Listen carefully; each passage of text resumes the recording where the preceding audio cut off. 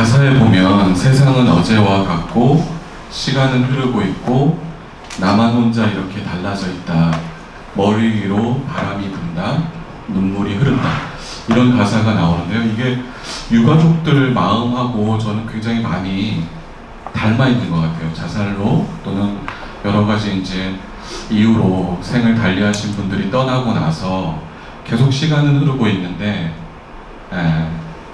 나만 이렇게 여기 덩그러니 그렇게 있는 마음들이 요 노래하고 굉장히 잘 매칭이 되는 것 같아서 한번 좀 같이 들려드렸습니다.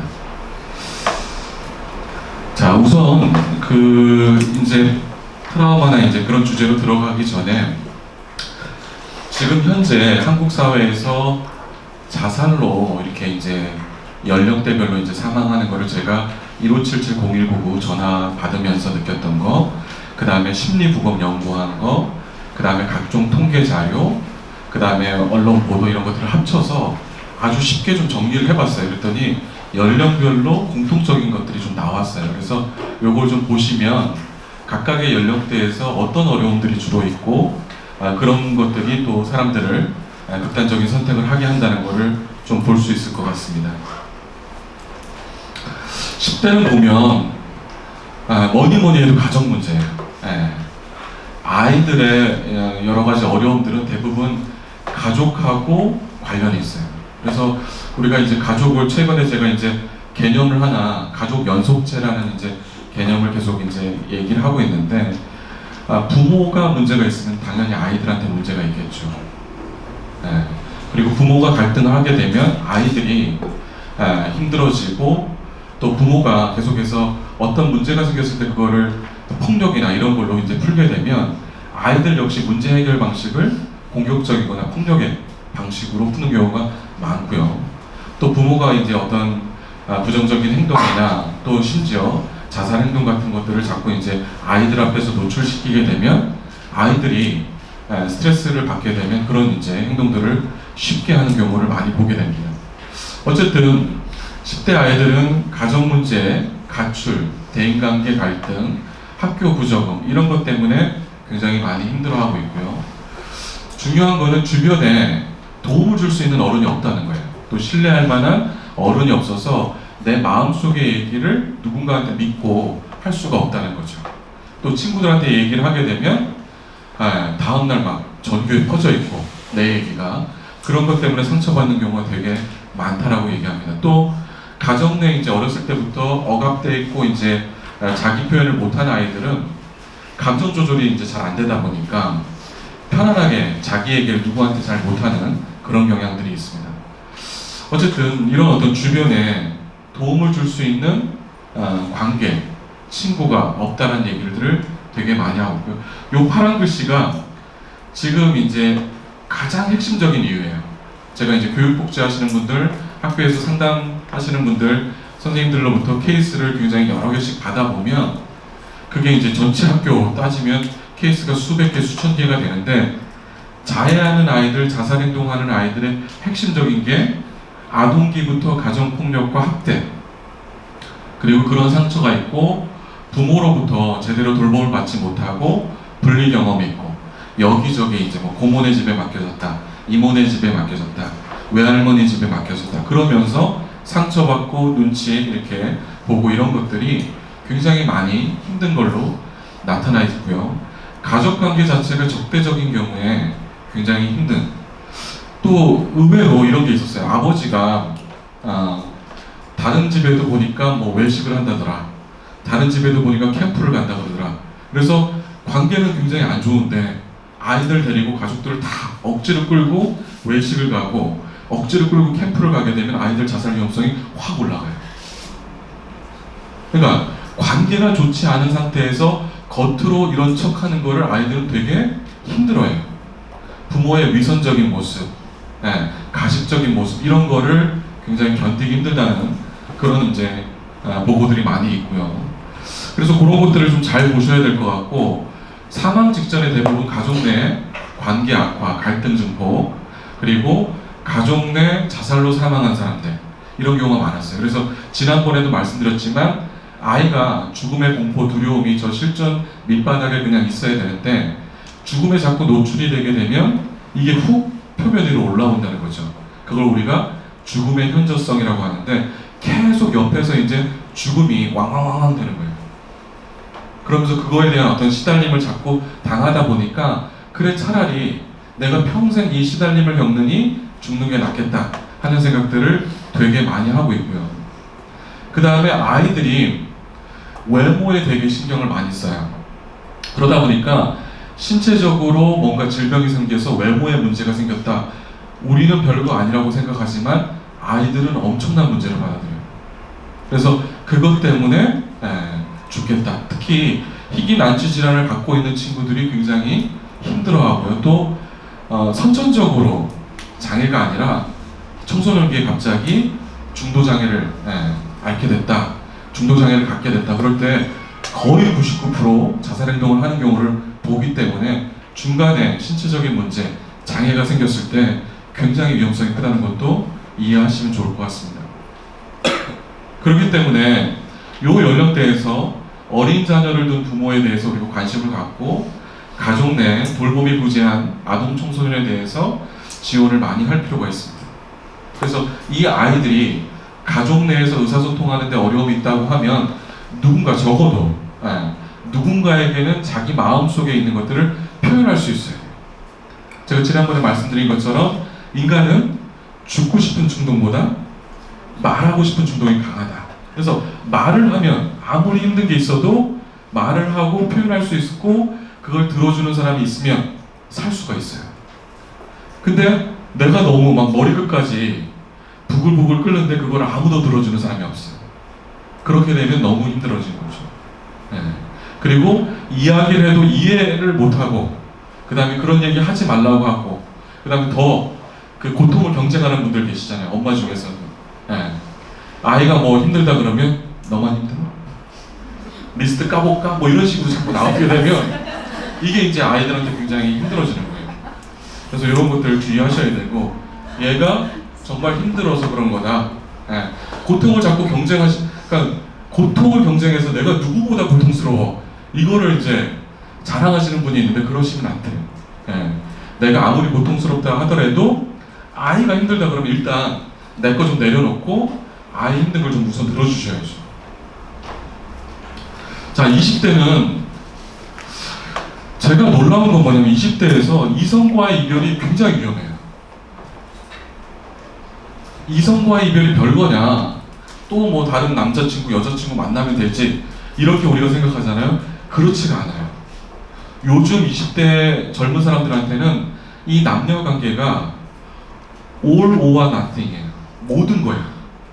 그러니까 어렸을 때부터 결핍, 외로움, 아무도 지지해주는 사람이 없었는데 이성 친구를 만나면서 그 결핍이 한꺼번에 그 모든 것들을 내가 보상받는다고 생각하고 있었던 거예요.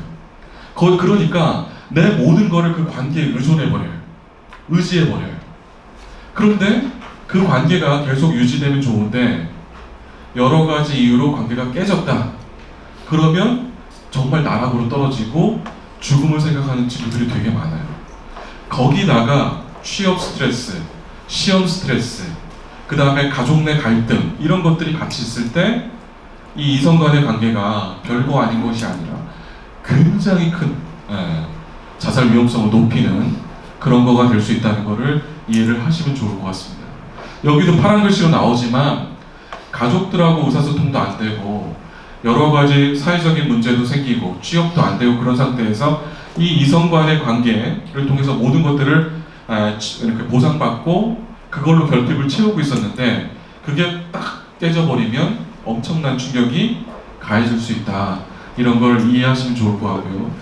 그 다음에 지금 보면 20대 그 남녀의 이제 자살 추이를 보면 보통은 모든 연령대가 자살 시도는 남자가 2배 내지 여자가 2배 내지 3배 정도 많이 해요. 자살 시도는. 근데 자살 사망은 실제로 남자들이 2배 내지 3배 정도 많이 해요. 근데 20대에서 지금 놀랍게도 20대 남성만큼 여성들의 자살이 늘어나고 있어요. 그거는 지금 20대 여성들이 놓여있는 사회적 현실이 남성하고 똑같은 거예요. 그러니까 남성하고 똑같이 취업을 해야 되고 독립적인 생활을 해야 되고 자기 삶을 개척하지 않으면 지금은 결혼도 거의 불가능해요. 똑같이 사회적으로 여성들에게도 예전처럼 좀 기다렸다 결혼하면 돼. 결혼 안 돼요. 남성들이 대부분 나만큼 벌이가 되거나 나만큼 경제 활동을 하거나 그 다음에 또 최근에 나보다 조금 더 벌었으면 좋겠다 뭐 이런 사람도 많거든요. 그러니까 이게 지금 힘들어요. 예전 같지가 않아요. 그러다 보니까 지금 20대 여성들이 갖는 사회적 중압감 이런 것들이 남성들하고 다르지 않다 이렇게 좀 이해를 하시면 좋을 것 같고요. 그래서 이 시기에 첫 단추를 끼워야 되는데 이게 이제 제대로 안 되게 되면 이제 문제가 생기는 거죠.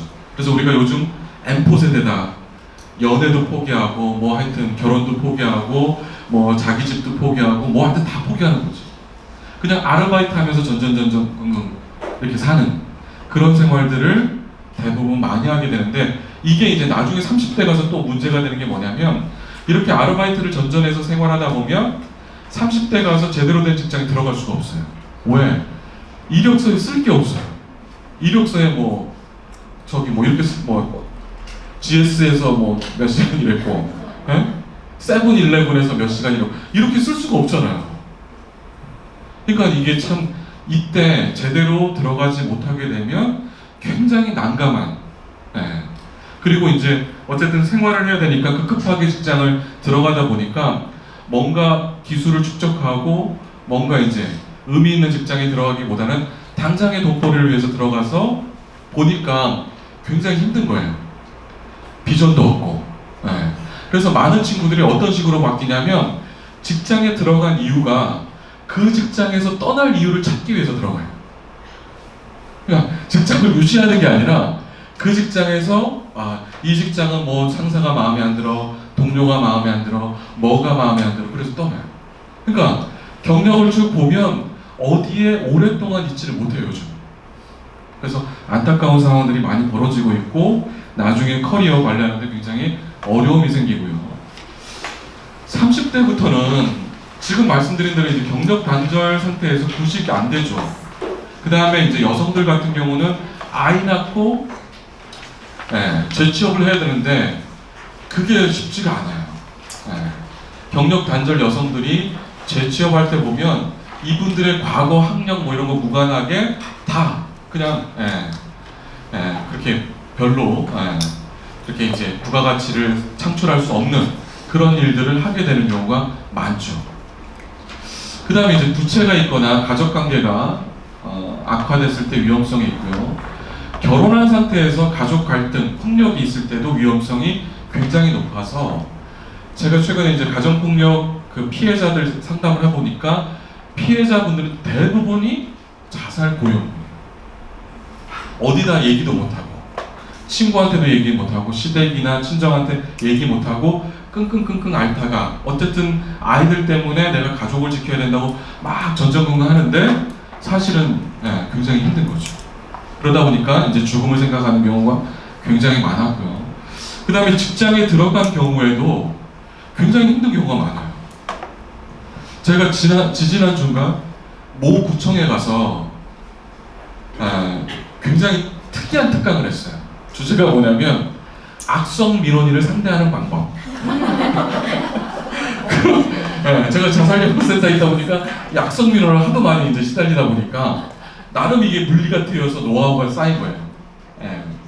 다른 거 없어요. 뭐 하여튼 악성 민원이 오시면 안녕하셨어요. 그래서 최대한 상냥하게 최대한 부드럽게 이제 뭐 하여튼 그런 대처를 하는데 한 3시간을 교육을 하고 악성 민원을 이렇게 해야 된다.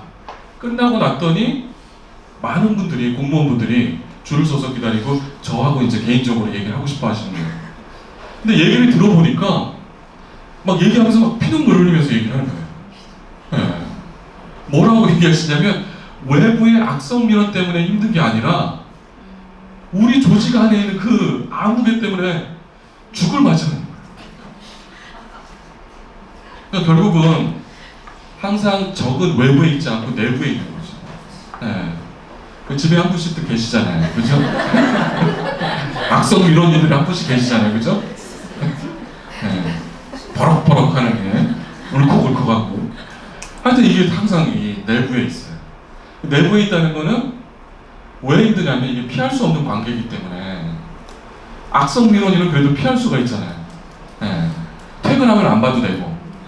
근데 이제 내부에 있는 그 구성원들은 참 쉽지가 않죠.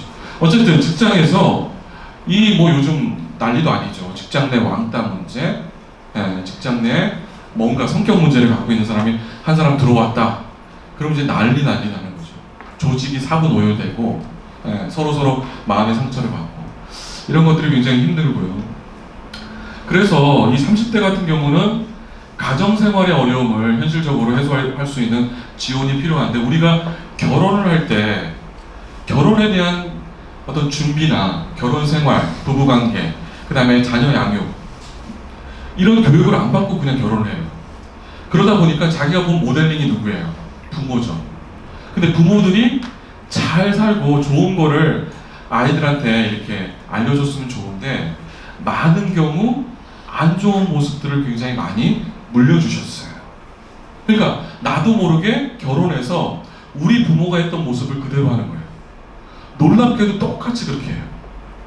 술 먹고 깽판 쳤던 사람 그렇게 하고 또 그렇게 하고. 제가 한 번은 인류학자들하고 얘기를 하다가 정말 놀라운 걸 발견했어요.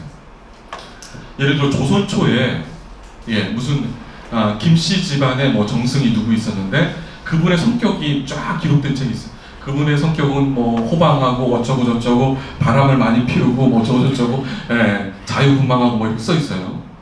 그래서 그 뭐 30대 후손을 만나보면 똑같은 거예요. 호방하고 바람을 많이 피우고 똑같은 거예요.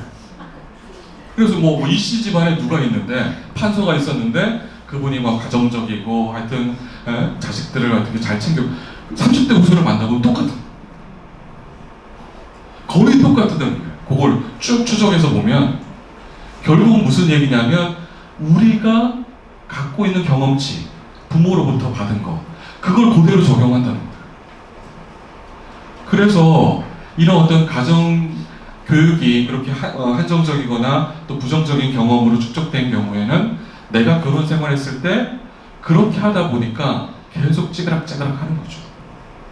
그래서 제가 가정폭력 가해자분들하고 이제 집단 상담하면서 그분들이 처음에 이제 막 욕하면서 왔다가 10회기 정도 지나면 사람들이 달라져요. 그러면서 어떤 얘기를 하냐면, 선생님, 우리 이거 끝났지만 계속해서 모임을 저희들이 만들 테니까 오셔서 저희들을 계속해서 평생 멘토가 되주십시오. 이래요. 가정생활에 대해서, 부부생활에 대해서, 자녀들 양육하는 데 있어서 계속해서 교육이 필요하다는 거죠. 그래서 이 천주교에서도 그런 역할을 좀 많이 해주시면 좋을 것 같아요. 그러니까 새로 결혼한 사람들, 결혼 준비라든지 그냥 막 형식적인 결혼만이 아니라, 그리고 이제 결혼 생활하면서 발생하는 여러 가지 어려움들에 대해서 또 자녀 양육과 관련된 걸 좀 알려주면 좋은데 그걸 제대로 알려주는 데가 없어요. 그리고 시댁 부모님들이 뭐 며느리한테 제대로 안 알려주죠. 우리 아들 잘해줘라, 우리 아들 불쌍하다, 뭐 이런 식으로 하니까 더 열받아가지고 더 못해주죠. 그러니까 제대로 된 중립적인 상태에서 제대로 교육을 좀 해주시면 굉장히 도움이 많이 될 것 같아요. 자, 그런 것들이 좀 있고요. 그 다음에 이제 40대 보면 40대는 지금 이혼, 가족 해체, 그 다음에 경제적 어려움. 제가 지난번에도 잠깐 말씀드렸을 거예요. 40대, 50대 남성이 자살로 제일 많이 사망해요. 한국에서. 근데 이분들의 특징은 패턴이 있다고 그랬죠. 일자리를 잃게 되면, 경제적인 문제가 생기게 되면 가정 내 갈등이 생기게 되고 가정 해체가 돼요. 그래서 혼자 살면 잘 살 것 같은데 전혀 못 살고 모든 인간관계가 없죠. 그러면 혼자 삼각김밥에 라면에 술만 마시다가 욱하고 자살행동을 하게 되는 거죠. 그래서 제가 그때 라임 하나 말씀드렸죠. 일자리가 없으면 설 자리가 없고, 설 자리가 없으면 살 자리가 없고, 살 자리가 없으면 몇 자리밖에 없다. 이런 패턴들이 있기 때문에 이분들은 진짜 경제적인 문제가 중요해요. 근데 이 부분의 지원들이 쉽지가 않은 부분이 있고, 그 다음에 40대부터 50대, 60대까지 알코올 문제가 있어요. 남성들이. 그래서 한국에서 이 자살을 가장 많이 하는 이 집단에 대해서 문제를 해결하려면 경제적인 문제하고 알코올 문제를 해결해야 돼요. 알코올 문제를 해결하지 않으면 사실은 한계가 있어요. 이분들이 별거 아닌 우울감, 약한 우울감을 갖고 있다가도 여기에 술이 들어가면 올라가는 거죠. 아파트 옥상 올라가고 여러 가지 위험한 행동들을 하게 됩니다. 그리고 과거에 정신건강 문제가 있었거나 최근 정신적인 어려움이 심각해졌을 때도 위험성이 높았고요. 알코올 문제. 그래서 이분들에 대한 아버지 역할에 대한 교육, 지원, 알코올 문제 해결하는 노력들이 같이 돼야지만 도움이 될 것 같다. 이런 말씀들이 있고요. 50대도 마찬가지고 특히나 50대부터는 신체 건강 문제가 있을 때 굉장히 위험했어요. 신체 건강 문제.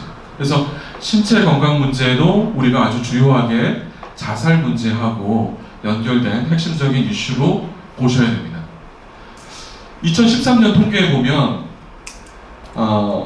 자살한 사람을 역으로 이제 건강보험 심평원 자료들을 갖고 추적을 해보니까 죽기 일주일 전까지 신체 건강 문제로 병원에 갔던 사람들이 무려 절반에 가까워요. 43%. 그러니까 신체 건강 문제는 자살 위험성을 높이는 굉장히 중요한 이슈다. 이렇게 이해하셔야 되고요. 실직 기간이 11개월 이상 지나가면 거의 대부분 죽음을 생각하셨어요. 거의 1년 정도 무직 상태로 계속되게 되면 대부분 죽음을 생각하시기 때문에 최근에 국가에서도 지금 이제 실업급여 기간을 좀 한 달 더 늘리고 굉장히 노력을 지금 하고 있긴 한데 어쨌든 근원적으로 이 어떤 실직 문제를 해결하지 않으면 위험성이 크다. 그 다음에 가족 내에 중증 질환을 갖고 있는 사람이 있다. 이렇게 되면 되게 위험해요. 예를 들어 지금 아버지가 40대, 50대인데 자녀가 성인 발달 장애다.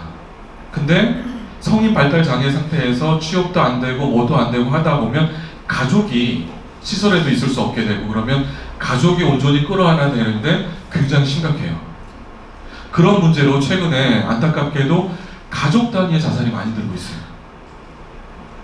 지금 3, 4, 5, 6 계속해서 가족 단위의 자살이 늘고 있어요. 그거는 보면 그 가족 자체가 지금 공공 서비스, 그러니까는 뭐 그 이제 의료 보호라든지 이런 것도 안 받고 있고 그 다음에 수급권도 안 받고 있는데 그냥 이제 사각지대에 있는 거예요. 사각지대에 있으면서 가족 내 여러 가지 경제적 어려움, 이런 장애 문제가 있다거나 건강 문제가 있다거나 이럴 때 계속 견디다 못해서 극단적인 선택을 하는 경우가 계속 늘고 있다는 거죠. 그래서 보면 장애를 갖고 있는, 정신장애를 갖고 있는 그 이제 성인, 정신장애를 갖고 있는 자녀를 둔 부모, 나이 드신 부모님들의 보호부담, 미래부담 이런 것들이 되게 커요. 그분들 만나보면 어떤 얘기를 하시냐면 어쨌든 얘보다 내가 뭐 오래 살아야 되는데 내가 죽으면 얘가 어떻게 될지 이런 걱정들을 굉장히 많이 하신다는 거죠. 그 다음에 알코올 문제 굉장히 많이 나타나고 있고 자존심 때문에 40대, 50대 도움 요청을 잘 못하죠. 그래서 대부분 도움받는 순간이 어떤 때냐면 자살 시도를 했다가 실패했을 때 그때 비로소 상담자를 만나고 얘기를 나누고 이런 경우가 많고 평상시에는 자존심 때문에 도움을 요청을 못하세요. 자, 그런 경우가 많고 그래서 신체 건강, 알코올 문제 해결을 위해서 노력을 해야 되는데 천주교가 좀 안 좋은 면이 있어요. 알코올 중독자분들이 천주교인 분들이 되게 많아요. 천주교 모임 왔다가 꼭 뒤풀이로 술을 먹다가 내가 이렇게 술을 계속 마시게 됐다 이런 분들도 많고 그래서 천주교 내에서도 좀 절주 운동이 좀 있어야 될 것 같아요. 까리타스 수녀회에서 수녀님들이 그 알코올 막 사업하는 거 난리 굉장히 애를 쓰시잖아요. 근데 한편에서 천주교에서는 거의 매일 막 술판이 벌어지고 있고 그래서 우리가 조금 그러니까 건강운주, 절주운동 이런 것들을 좀 천주교 차원에서도 하는 게 근원적인 자살 예방하고도 연관이 돼 있으니까 좀 생각을 하시면 좋겠습니다. 그 다음에 60대 이상은 외로움이 제일 커요. 외로움. 예. 60대 어르신들은 사회적 인적 네트워크가 끊어진 상태에서 혼자 너무나 외롭게 지내다가 예, 거기다가 본인이 갖고 있는 신체 질환, 지병 이런 게 있으면 나는 이제 짐이야. 예, 이런 생각들을 많이 갖게 되시고 본인들도 어르신들도 그런 말씀하시죠. 내가 이렇게까지 오래 살지는 몰랐다. 예, 너무나 이 유병장수의 시대를 살고 있잖아요. 우리는. 온갖 질환을 갖고 있으면서 또 이게 생은 또 지금 거의 막 90까지 사시는 분들이 많아요.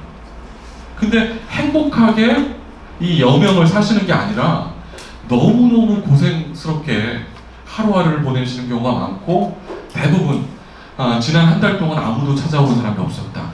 지난 일주일 동안 단 한 통화에 전화도 못 받았다. 이런 분들이 되게 많죠.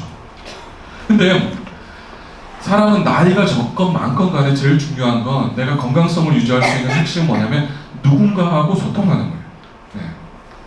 한나 아렌트가 그 이제 철학자인 한나 아렌트가 인간의 조건을 세 가지로 얘기했는데 첫 번째는 먹고 살기 위한 일, 레이버. 그 다음에 두 번째는 내가 좋아서 하는 일, 워크. 세 번째는 누군가하고 상호작용하면서 자기를 표현하는 액트, 활동. 요 세 가지가 있어야지만 인간이 살 수가 있다고 해요. 예를 들면 방송국에서 춤추는 사람이 돈을 받고 춤추는 사람이 스트레스를 너무 많이 받아가지고 주말마다 홍대 클럽에 가서 춤을 춘다는 거예요. 내 돈 내고. 웃기죠? 왜 그러냐면 돈을 받고 직업으로서 춤추는 거는 레이버, 생계로서의 일인데 내가 좋아서 하는 내가 마음대로 내 마음껏 나를 발산하는 활동이 필요하다는 거죠. 우리도 그렇잖아요. 하루 종일 밖에서 일을 하고 와도 집에서 뭔가 어떤 사람하고 화초도 갖고